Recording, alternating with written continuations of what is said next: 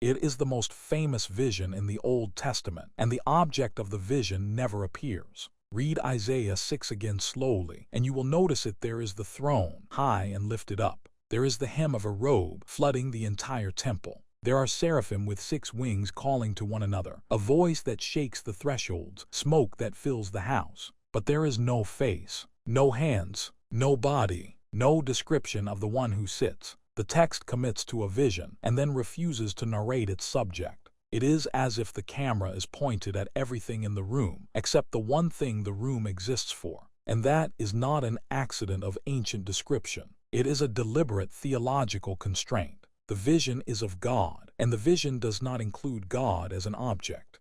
The text will tell you what he wears, what he sat on, what sounds the room makes around him. It will never show you him. This is the first problem of the passage, and it is the one most readers step over on their way to the seraphim and the burning coal. Isaiah is told at the end of the chapter that he has seen the King, the Lord of hosts. And John 12 adds a second layer that changes everything. Isaiah said these things because he saw his glory, the glory of Jesus. But there is nothing in the text to see. The whole chapter is an encounter with a figure who remains off-screen in his own appearance. The man is undone by a vision of someone who is never described. And John looks at that blank space and says, I know who that was. There is a Hebrew word that explains why the scene is built this way. The train of his robe that fills the temple is the word shul, and shul does not mean the royal garment in its full dignity. It means the hem, the fringe, the very edge of the cloth, the part that drags against the floor and picks up the dust of the road. In the law, the shul is where the tassels are sewn, so that the wearer of the garment will remember the commandments every time he looks down. The hem is the part of the garment that touches the world, and Isaiah says the shul filled the temple. Not the face, not the hand. The outermost extremity of the divine presence flooded the entire house. The building was not full of God. It was full of the border of God. The whole room was occupied by the edge of him, and even that was already too much to stand near. That detail changes how everything else in the passage reads. Isaiah is not given a glimpse into the center of God. He is given the margin, and the margin is devastating, which raises a question that the passage will not answer for a long time. What would it take to be anywhere near the center of a presence whose outermost fringe fills a temple? Whatever is sitting on that throne is not someone humanity was designed to approach. The man in the room is in the presence of a boundary, not a core, and the boundary itself is already overwhelming. The seraphim stand above the throne, and their name is doing theological work that gets lost in translation.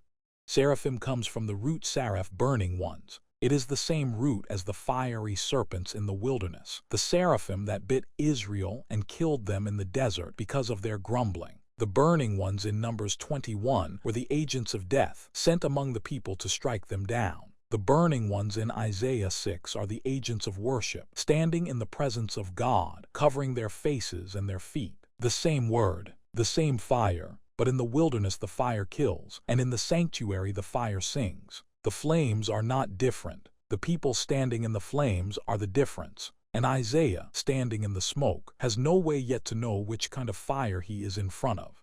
The text is precise about the seraphim. With 2 wings they cover their faces, with 2 they cover their feet, and with 2 they fly. Nothing about them is idle. The face is covered because even the burning ones cannot look at what is on the throne. The feet are covered in a gesture of humility before a holiness so great that even their standing is made modest. And when one of them calls to the other, the sound shakes the thresholds, the pivots, the sockets, the very foundations on which the great doors of the temple turn. Sound alone loosens the architecture of the building. Not a touch, not a shove. The voice of a burning creature announcing the holiness of another, and the house that was built to contain the presence of God begins to come apart at its joints.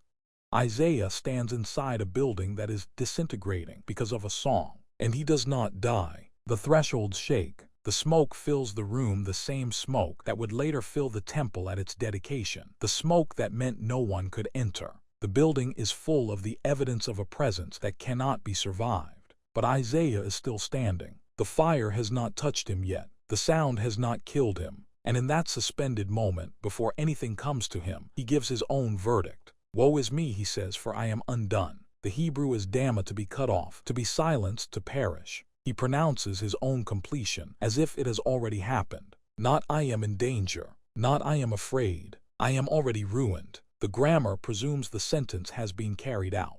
And then the confession, and this is the detail that never gets enough attention. He does not confess his hands. He does not confess his actions. He confesses his lips. I am a man of unclean lips. For a prophet, the lips are the entire instrument of the trade. Isaiah speaks for God for a living. His whole career consists of words leaving his mouth and being received as the words of God. And one glimpse of the hem of the robe, the dust-stained fringe, and he discovers that the instrument he has been using his entire life has been contaminated. He has been speaking about a God he has never seen. He has been declaring holy things, while never once having been in the room where holy things are true. The vision does not correct his theology. It nullifies his vocation.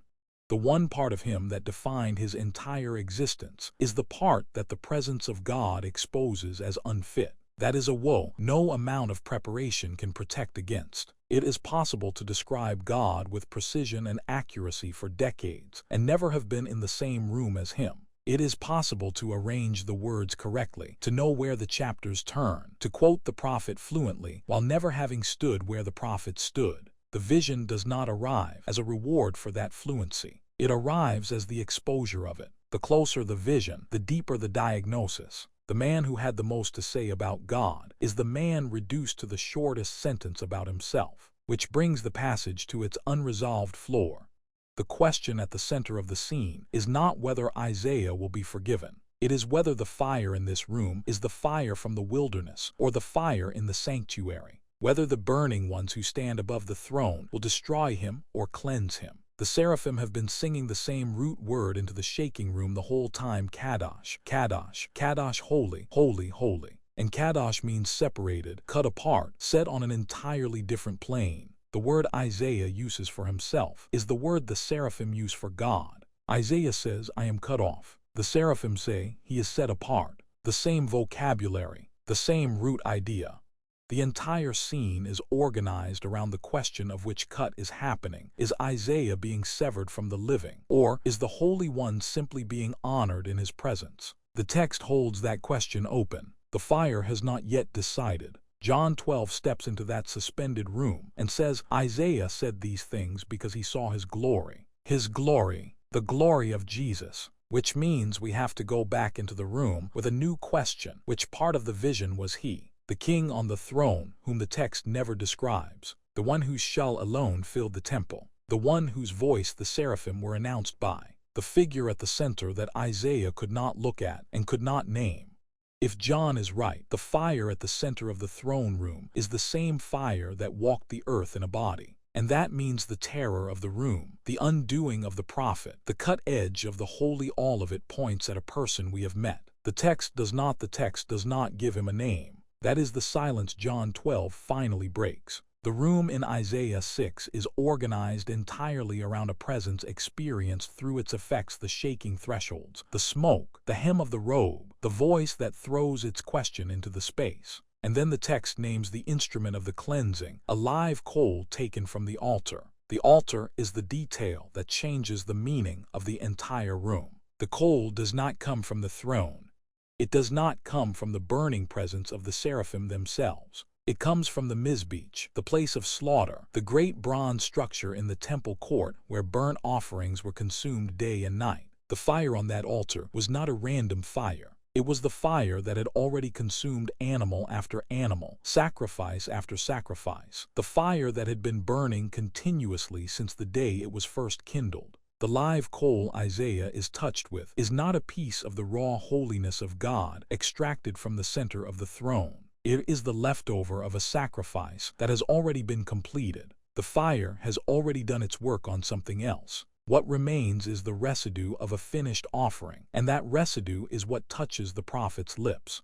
That is a radically different image than the one most readers carry. The common reading of this scene assumes the coal burns away Isaiah's sin, that the fire itself is the purifying agent, that his uncleanness is scorched out of him by direct contact with divine heat. But the text does not say that. The text says the seraph took a coal from the altar. The altar is where atonement has already happened. The sin is not burned out of Isaiah directly. Something else has already been burned in his place, and the coal is the evidence that the burning is over. His iniquity is not destroyed by contact with fire. It is taken away because the sacrifice has already been accepted. The Hebrew is precise in a way English cannot reproduce.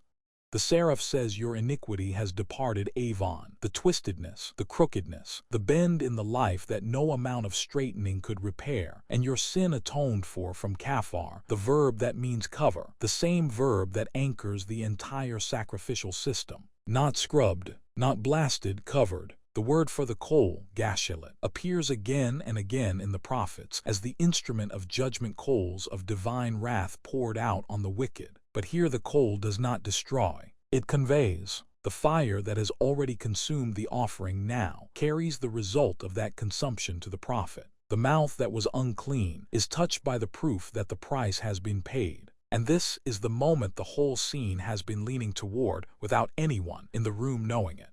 The fire in the wilderness killed. The fire on the altar consumed something else. And that is the exact difference between the God Isaiah fears in the first half of this chapter and the God the sacrifice reveals. The holiness of the throne is real. It cannot be approached. But there is another holiness in this room, the holiness of the altar, the holiness that has been arranged for approach. It takes what is offered and turns it into the means by which the impure can stand. The same God whose hem filled the temple built the path by which Isaiah could survive the room. That is not a piece of ancient temple trivia. That is the difference between the way most religious people understand their own failure and the way the biblical text actually handles it.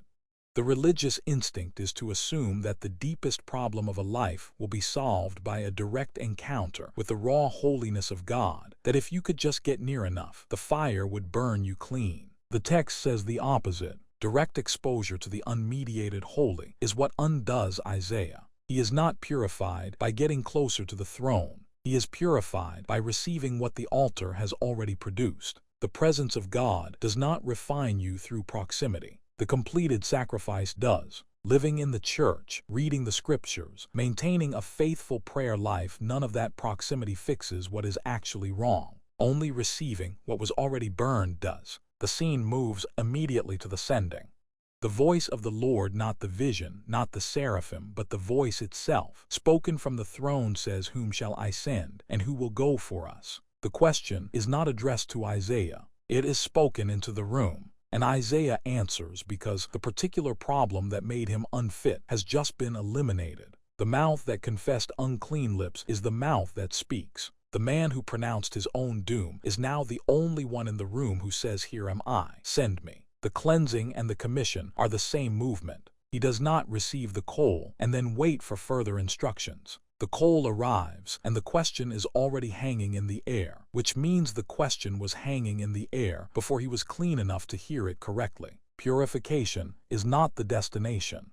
It is the preparation for a task. The fire did not leave him the same and then send him anyway. The fire made him able to be sent. And those who receive what the altar provides do not get to keep it private. The unclean lips that are cleansed are the unclean lips that will be used. There is no version of this transaction that ends with the prophet simply feeling better about himself. This is where John 12 steps into the room and says the thing no one in the sanctuary could have said. Isaiah said these things because he saw his glory. The word in John is doxa, the same word the Greek translation of the Hebrew scriptures uses for what fills the temple in Isaiah 6. And the Hebrew word behind it is kavod, which does not mean brightness in the first instance. It means weight, heaviness. Substance. What fills the temple is not light, but mass, the ponderous, immovable presence of the one who cannot be moved, pressing down on the sanctuary with the gravity of sheer deity. John takes that word doxa, the weight of God, and applies it to Jesus. When the prophet saw the weight, he saw Jesus. The one who was heavy with the presence of God in the temple is the one who walked the roads of Galilee. The weight that shook the thresholds is the weight that lifted a cross. And the entire room in Isaiah is organized around a figure whose face the text refuses to describe. What John's identification does to that silence is the most important turn in this whole passage. The figure who could not be seen is the figure who became visible. The unapproachable one approached. The one whose hem filled the temple is the one whose flesh was handled by human hands. The reason the text could not describe the face of God in Isaiah 6 is not that God is fundamentally invisible. It is that the full description was waiting for a man to stand inside the description and fill it. What was veiled in the throne room was not hidden to remain hidden. It was hidden to be revealed in a body. The prophet saw the edge and was undone. The evangelist names the center the Christ, the one whose glory was not a weight to be crushed under but a weight to be carried into the world. But the same chapter that makes this identification also describes what the glory does to people who refuse it. This is what keeps the throne room from becoming a comfortable place to think about.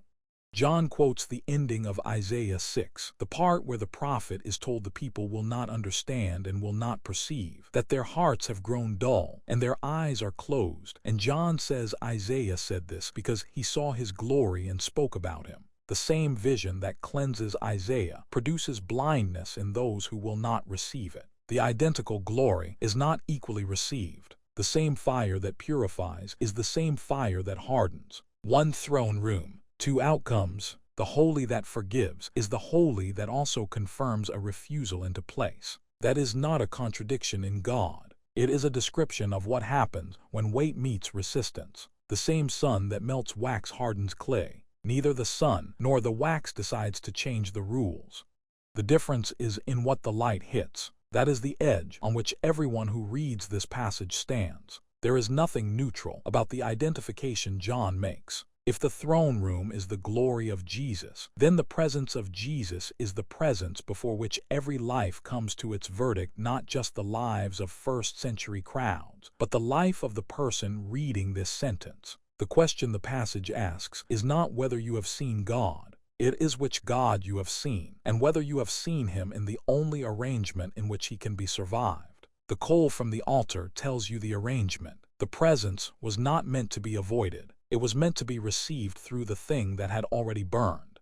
The same glory that Isaiah could not survive is the same glory that a person can approach through the sacrifice for Isaiah, the sacrifice that had burned on the altar for everyone after, the sacrifice that burned once on the cross. The one who sat on the throne did not stay on the throne. He became the offering. And the coal is proof that the offering was accepted, because the fire that should have fallen on the prophet fell on something else instead, and the proof of that exchange is still burning. The chapter closes with Isaiah being sent to speak until the cities are wasted and the land is desolate, a commission that sounds like failure, a prophecy that guarantees the hearing will not produce repentance. He saw the glory, and what he was sent to do was declare that glory to people who would not be able to see it because of what the glory was doing to them as it was being declared. The sending is not a promise of success. The sending is the proof that the prophet has been made part of the work of God, a work that is true whether or not anyone believes it. He carried the message anyway. He went even though the message would be refused, even though the refusal would become part of the story. The cleansing did not come with a guarantee that the ministry would be effective. The cleansing came with a command that the ministry happen regardless. And that is what the coal actually prepares a person for, not a comfortable assurance that the words will land, but the willingness to speak them anyway, because the one who sent you has already done everything necessary to make your speaking possible. The coal is still the whole meaning of the